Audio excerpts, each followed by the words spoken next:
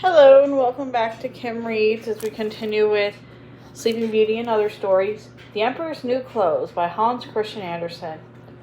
Many years ago, there lived an emperor who was so fond of clothes that he spent all his money on them in order to be beautifully dressed. He did not care about his soldiers, he did not care about the theater, he only liked to go out walking to show off his new clothes.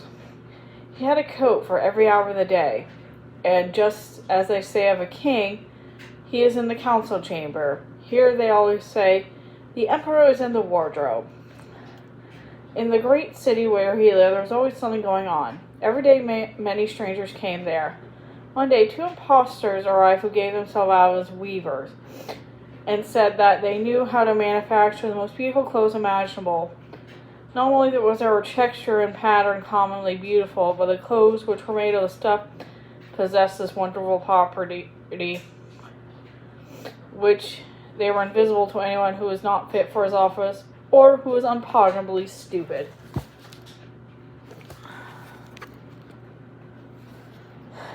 There must be splendid clothes, thought the emperor. If only I had them on, I could find out which men in my kingdom are unfit for office as they hold. I could distinguish the wise from the stupid. Yes, this cloth must be woven for me at once. And he gave the impostors much money so they might begin their work. They placed two weaving looms and began to do as if they were working. But they had not the least thing on the looms. They also demanded the finest silk and best gold, which they put in their pockets and worked at the empty looms till late into the night. I would like very much to know how far they have gotten with the cloth, thought the emperor. But I want you to remember that whoever was stupid or not fit for office would not be able to see it. Now, he certainly believed he had nothing to fear for himself, but he wanted to send somebody else in order to see how he stood with regard to office. Everyone in the whole town knew what a power cloth had. They were all curious to see how bad or how stupid their neighbor was. I will send my old and honored minister to the weavers, thought the emperor. He can judge best what the cloth is like, for he has intellect, and no one understands his office better than he. Now the good old minister went into the hall where the two impostors sat drinking at the empty weaving looms. Dear me, thought the old minister, opening his wide eyed. I can see nothing, but he did not say so. Both the impostors begged him to be so kind as to step in the cloth, and asked if he were extreme texture and lovely colors. They pointed to the empty loom, and the old minister went far, rubbing his eyes, but he could see nothing, for there was nothing there. Dear, dear, thought he, can I be stupid? I have never thought that. And nobody must know. Can I not be fit for my office? Now I must be certain that I cannot see the cloth. Have you nothing to say about it? Asked one of the main men weaving. Oh, it is lovely, most lovely, answered the minister, looking through his spectacles. What a texture! What colors! Yes, I will tell the emperor that it pleases me very much. Now we are delighted at that, said both the weavers, and they named the colors and explained to make the texture. The old minister paid great attention so that he could not tell the same as the emperor when he came back to him, which he did. The impostors now wanted more money, more silk, and more gold to use in their weaving. They put in all their own pockets and came that there were no threads on the loom, but they went on as though they had done before on the empty loom. The emperor soon sent another statesman to see how the weaving was getting on, and whenever the cloth would soon be finished, it was the same as the first one. He looked and looked, but there was nothing on the empty looms. He could see nothing. Isn't it the most beautiful piece of cloth? Asked the two impostors, and they pointed to and described the splendid material which was not there. Stupid I am not, thought the man, so there must be my good office for which I am not fitted. It is strange, certainly, but no one must be allowed to notice it.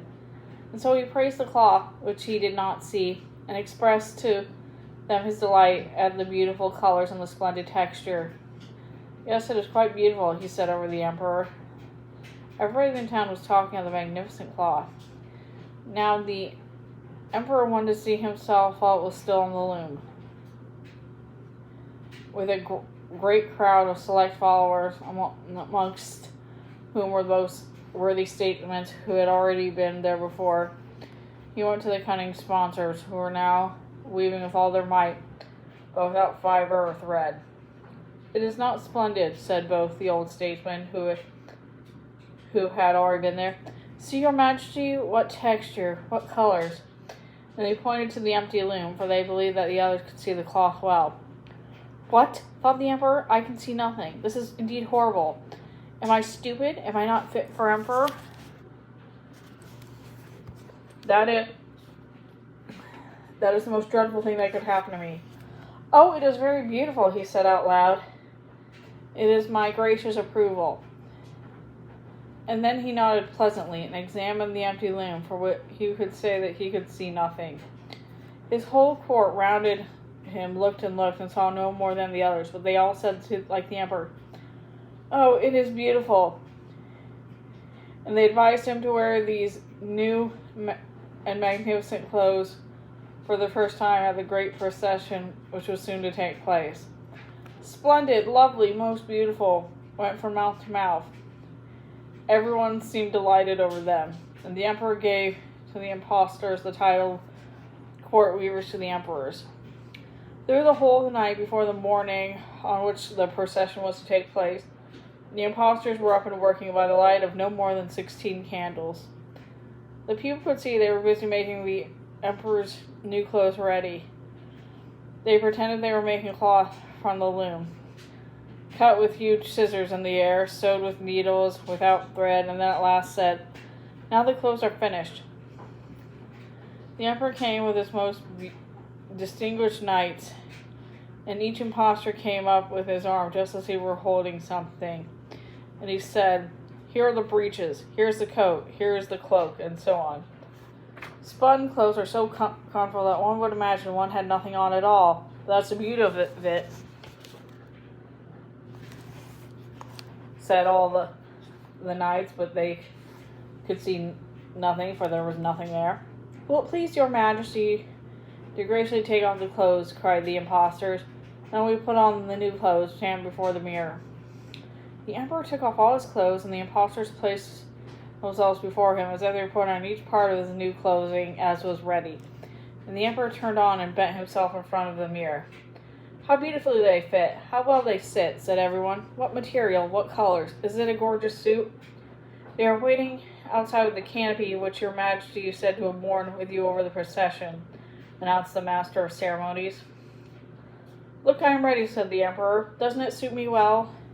And turned himself again in the mirror to see if the finery was all right. The chamberlains, who were so used to carry the trains, put on their hands near the floor as if they were lifting up the train. And then they did as if they were holding the air. They would not have noticed that they could see nothing.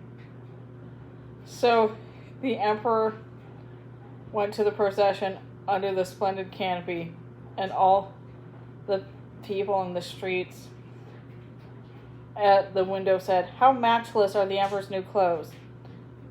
That train fastened to his dress, how beautifully it hangs!"